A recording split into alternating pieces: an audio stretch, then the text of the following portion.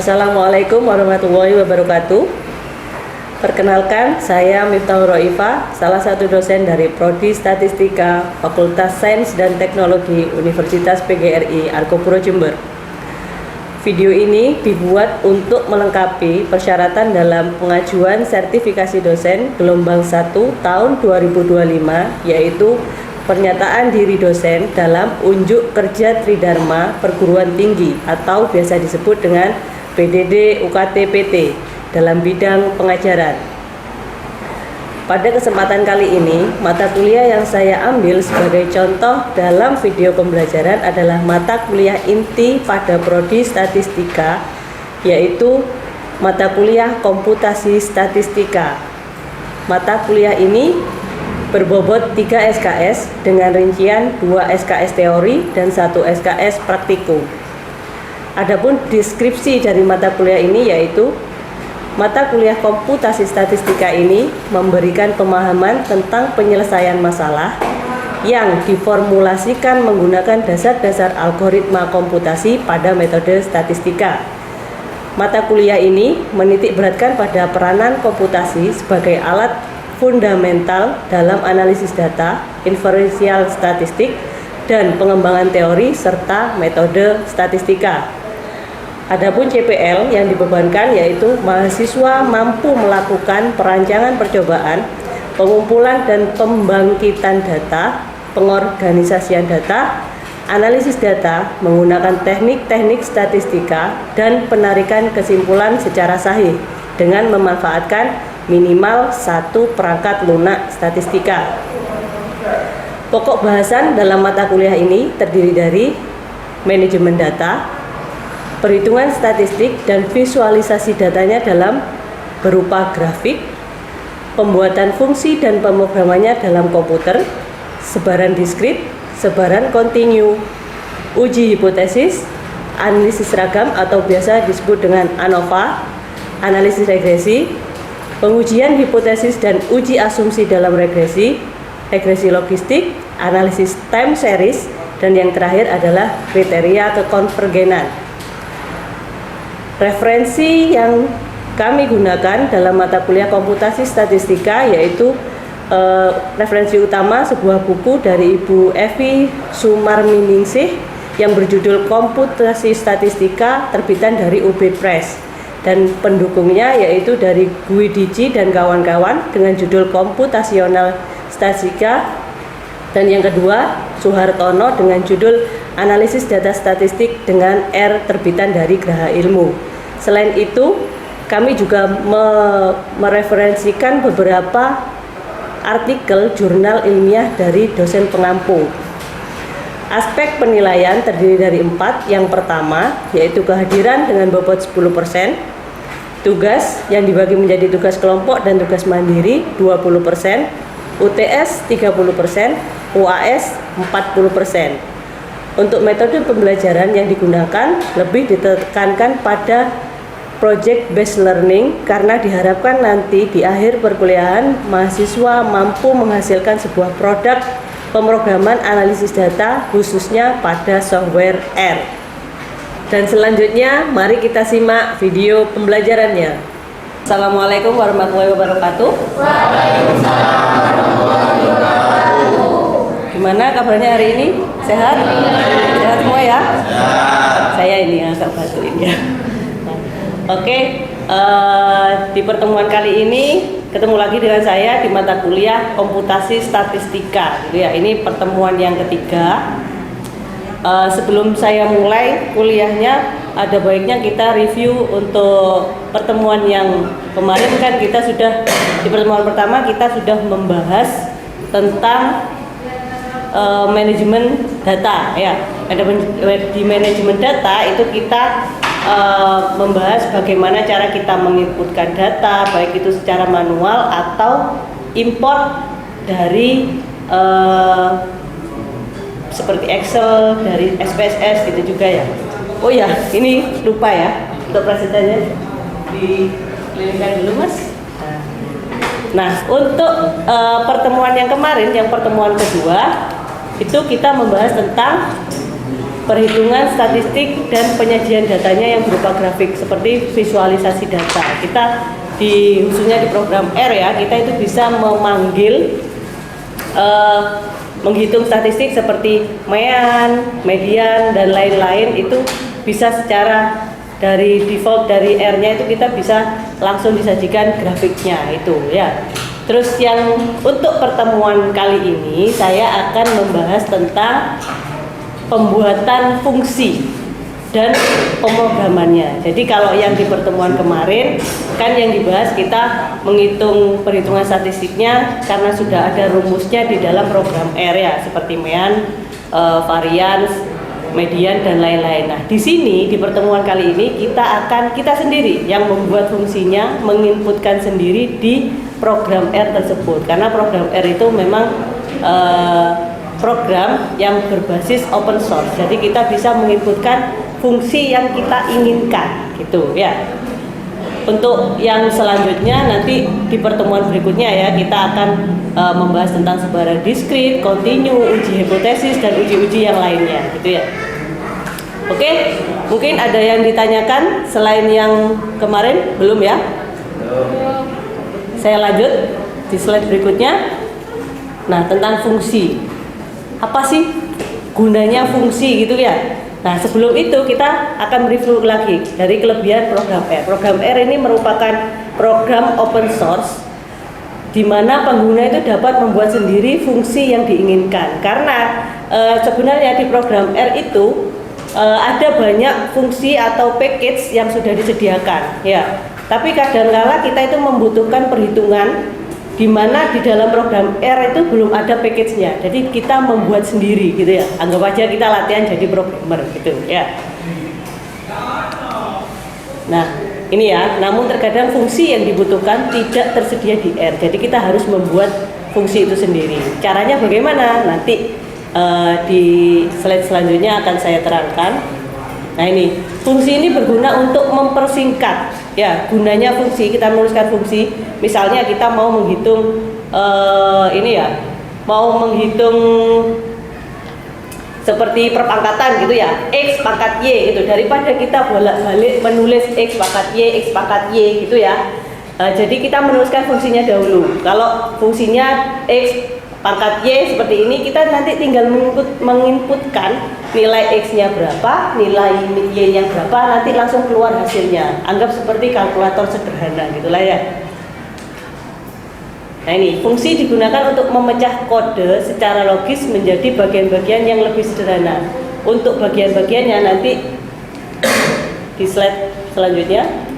Nah, ini pada R, fungsi adalah suatu objek dengan komponen, ada 4 komponen ya.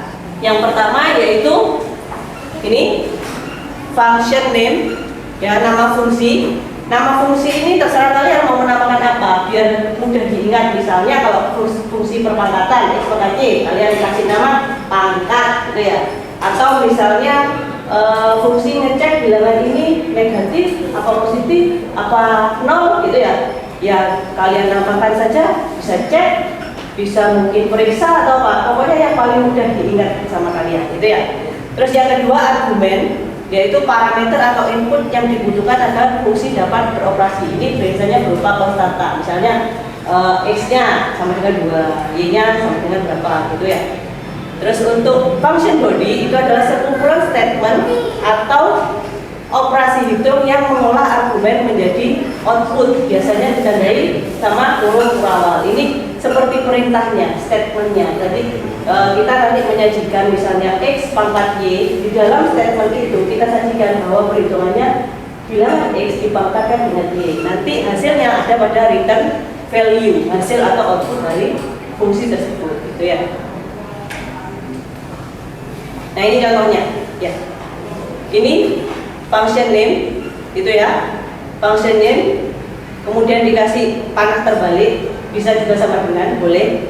Itu yang biru itu merupakan perintah function ya, berarti dia memerintahkan bahwa fungsi yang namanya function name itu, kalian tadi terserah ya, namakan cek, namakan pangkat atau apa, itu ada function, ada argumen 1, argumen 2, itu input nilainya, X-nya berapa, Y-nya berapa gitu ya. Terus yang di dalam kurung kurangan itu adalah rumusnya, gampangannya gitu ya. Statement itu rumusnya, kemudian hasilnya itu return. Ya, dipanggil value-nya nanti berapa. Berarti nanti nilainya misalnya 2 pangkat 4 itu kan sama dengan 16. Nanti akan keluar di return value itu hasilnya 16. Ya.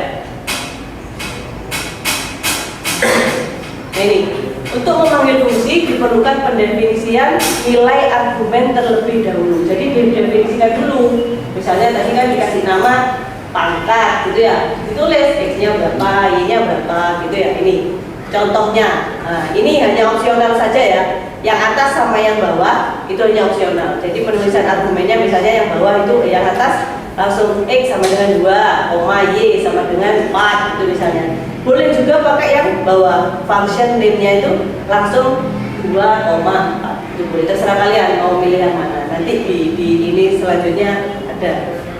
Nah, pendefinisian nilai argumen bersifat opsional, dapat langsung dinyatakan pada argumen fungsi tersebut. Nah, ini contohnya, contoh 1. Ini saya menggunakan program R ya. Itu ada keterangannya fungsi ya. Fungsi saya namai pangkat ya. Function, kemudian kita panggil argumennya x, y ya. Setelah itu saya definisikan statementnya di dalamnya di result itu ya. X pakai ada capingnya. Kalau di bahasa pemrograman caping ini nih itu namanya pangkat. Jadi itu x pangkat y. Kemudian print itu dicetak bisa di hasil akhir nanti bahwa x pangkat y adalah hasilnya berapa. Ya. Contoh penulisannya seperti yang bawah itu untuk memanggil fungsinya itu ya.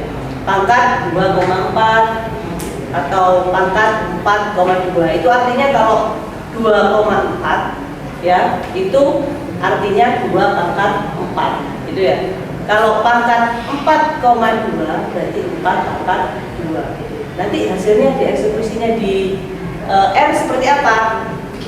Kita hitung manual aja dulu ya. Itu kan pangkat kita definisikan. Kelihatan ya yang belakang ya. Pangkat itu kan x pangkat y. Nah, di situ kan kita sudah definisikan bahwa untuk yang 2,4 berarti ini x-nya ya, karena sudah didefinisikan kan di function itu x, y ya. Ini x, ini y. Berarti hasilnya ini adalah 2 pangkat 4. Untuk yang 4,2 berarti ini 4 pangkat 2. Berapa 2 pangkat 4? 16 ya. 4 pangkat 2? 16 juga ya. Nah, kita cek di program R keluarnya seperti apa. Ya, ini ada beberapa keterangannya ya.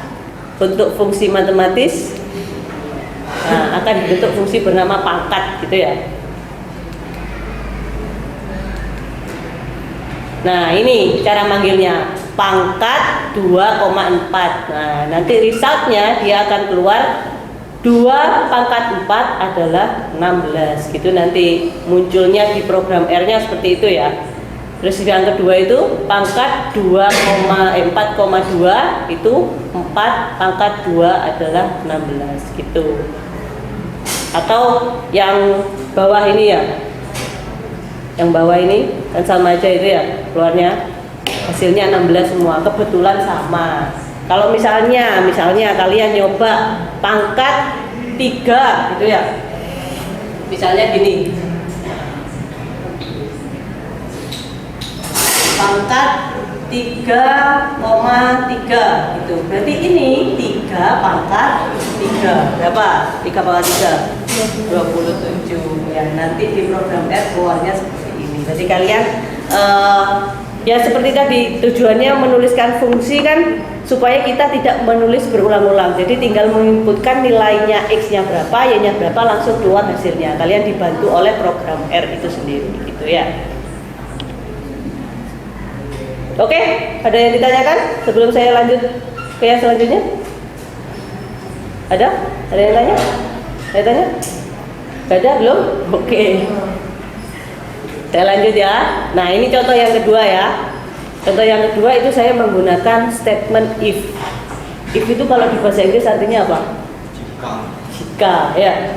Jika, benar. Nah, sebenarnya kalau kalian ini ya belajar program R itu otomatis kalian akan belajar bahasa Inggris juga, gitu ya. Itu if, artinya if jika X lebih dari 0, ya, jika X lebih dari 0, resultnya positif.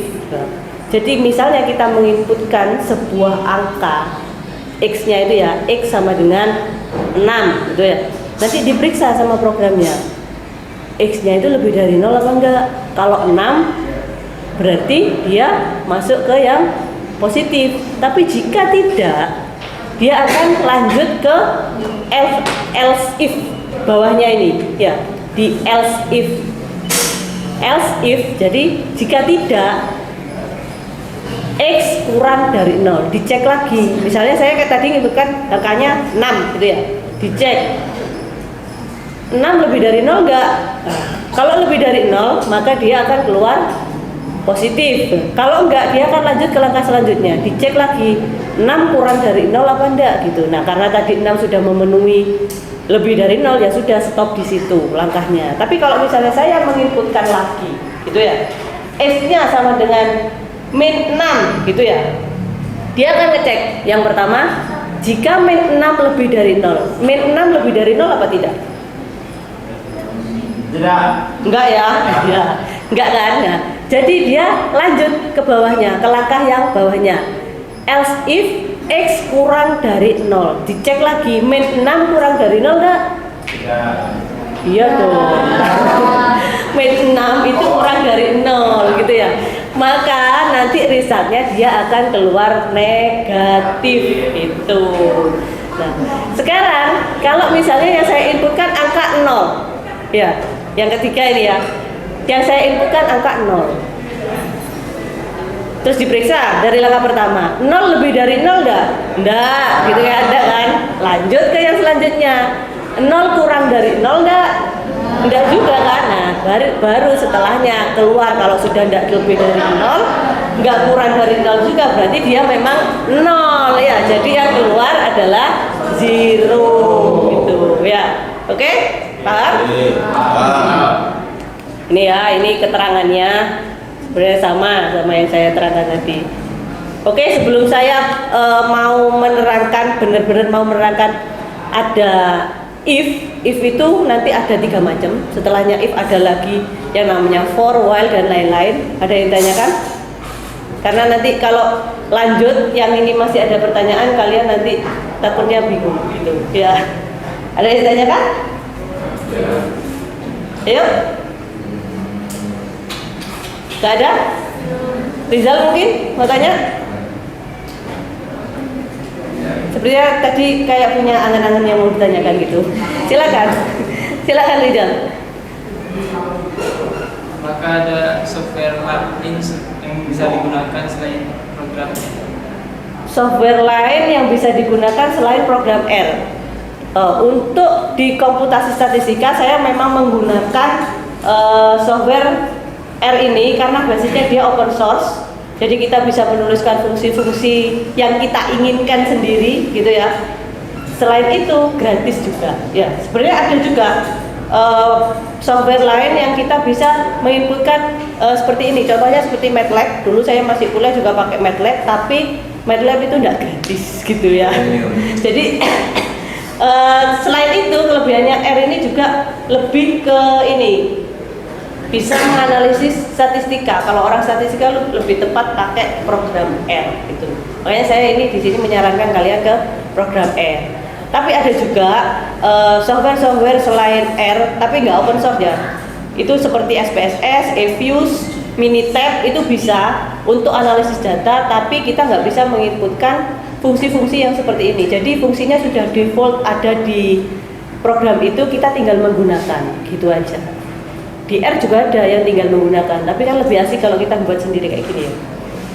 Kayak berasa jadi programmer gitu ya. Walaupun ngitungnya cuma X pangkat Y gitu ya. Ngecek X-nya itu positif, negatif atau nol gitu ya. Ya. Oke, sudah? Ya. Kita lanjut ya. Ya. Itu hasilnya ya. Kalau saya cek, misalnya saya inputkan, contohnya ini ya. Cek 1 kayak tadi, jadi hasilnya positif. Kalau cek 0 ya munculnya 0. Kalau -1 munculnya negatif. Gitu. Nah, kita ke pemrogramannya. Tadi kan fungsinya. Nah, ini pada pemrograman diperlukan keputusan berdasarkan kriteria-kriteria tertentu. Nah, dapat menggunakan konsep if itu tadi jika gitu, kayak berandai-andai ya. Jika gitu. Ada beberapa macam gitu ya. Untuk if, yang pertama yaitu if saja, if tok gitu ya. Jadi untuk yang if saja itu nggak ada pilihannya. Jadi misalnya kita ngecek sebuah angka itu negatif apa bukan gitu ya. Kalau sudah ada negatif ya sudah. Kayak contohnya gini wes, kalau di kehidupan sehari-hari itu ya, misalnya saya mau bermain layang-layang gitu, pengennya bermain layang-layang jika tidak hujan gitu ya. Kalau hujan kalian main layang-layang nggak bisa kan, nggak bisa terbang kan. Nah itu perandaian untuk if yang pertama. Jadi saya mau main layang-layang jika tidak hujan. Nah, kalau nggak hujan, kalau misalnya hujan ya sudah nggak main layang-layang gitu, udah ada pilihan lain gitu ya. Nah, terus kalau yang kedua if else gitu ya, jadi ada pilihannya 2 gitu ya. Kalau yang ini, jadi misalnya saya mau ke rumah teman saya, ke rumah Rizal gitu ya, tapi ternyata Rizal nggak ada di rumah. Nah, ternyata di dekat rumahnya Rizal ada rumahnya Ade gitu. Karena Rizal nggak ada orangnya di rumah ya, jadi saya ke rumahnya Ade aja gitu. Jadi ada pilihannya. Jika saya mau ke rumahnya Rizal, ternyata Rizal nggak ada, saya ke rumahnya Ade aja gitu ya, gitu ya. Jadi ada pilihannya. Untuk yang ketiga else, if else gitu ya.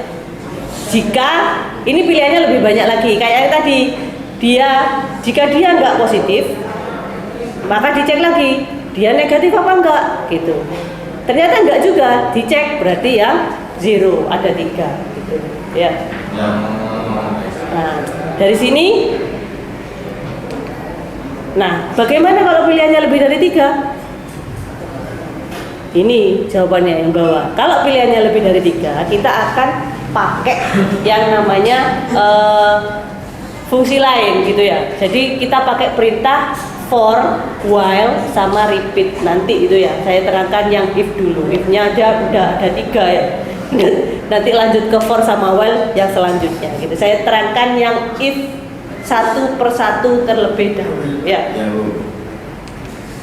Nah, if digunakan ketika terdapat kondisi yang perlu diuji, yang namanya test expression ya, dan pernyataan yang akan dieksekusi body if-nya itu ya, yang tadi di dalam kurung awalnya itu ya, itu jika kondisi benar atau terpenuhi. Kayak tadi contohnya, jika kondisi benar atau terpenuhi. Kalau enggak ya sudah gitu ya. Nah ini contoh penulisannya. If test expression, kemudian statementnya. Kalau statement itu tidak terpenuhi, ya sudah nggak ada pilihan lain, gitu ya. Contohnya ini. Nah, nanti akan lebih jelas kalian di praktikumnya, ya. Karena nanti kita ada kuliah praktikum selain yang teori ini. Nanti kalian bisa nyoba langsung di program R-nya, gitu ya. Ini. Itu flowchartnya. Jadi seperti yang saya terangkan tadi, bahwa setelah dites misalnya tidak memenuhi, maka dia akan sudah berhenti. Kalau memenuhi ya dieksekusi resultnya itu apa gitu ya. Itu untuk yang if. Ini untuk yang if else ya.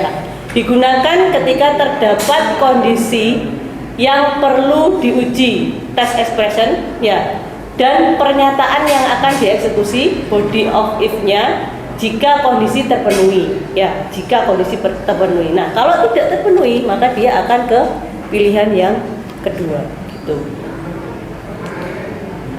Ini jadi statementnya ada 2 ya. Kalau if tadi statementnya ada 1, kalau if else statementnya ada 2. Nah, terus yang selanjutnya kalau if else, if itu namanya bertingkat atau ladder itu ya. Berarti statementnya ada 3 pilihan gitu. Oke, paham sampai di sini? Ada yang ingin ditanyakan sebelum saya lanjut? Ya, Mbak? Bagaimana jika statement pada if lebih dari 3? Oh ya, oke. Pertanyaannya bagus ya. Bagaimana jika statement pada if itu lebih dari 3? Nah, nanti itu akan saya terangkan di pertemuan selanjutnya. Nanti beda lagi, nggak pakai if. Sebenarnya pakai if bisa, Mbak. Tapi nanti jadinya panjang gitu ya. Capek nulis ininya, nulis programnya. Jadi nanti kita bisa pakai for, while, atau repeat gitu. Namanya aja kalau for itu artinya selama. Jadi selama dia memenuhi, maka dia akan terus gitu ya. Loopingnya terus. Kalau while itu ketika artinya ya. Jadi ketika masih memenuhi ya dia jalan terus. Repeat juga, repeat kan artinya perulangan ya, diulang. Tapi nanti di sana kita bisa menyisipkan yang namanya break. Break itu diputus gitu ya, kayak seperti di-cut gitu ya. Jadi di dalam program tersebut kita akan memutuskan kapan dia akan berhenti berjalan programnya. Karena kalau dibiarkan terus jalan tidak selesai, komputernya capek dia gitu. Oke? Untuk perkuliahan kali ini sepertinya ada lagi yang ditanyakan? Ada ya. Jadi saya cuma membahas sampai if-nya saja kan. Nanti kita coba if-nya di praktikum. Untuk pertemuan selanjutnya kita bahas for, while, sama repeat ya. Oke? Sudah? Prosesinya sudah keliling tadi? Sudah.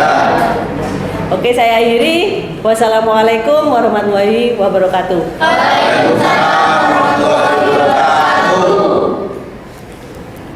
Demikian video pembelajaran yang saya buat guna untuk melengkapi persyaratan sertifikasi dosen tahun 2025. Wassalamualaikum warahmatullahi wabarakatuh.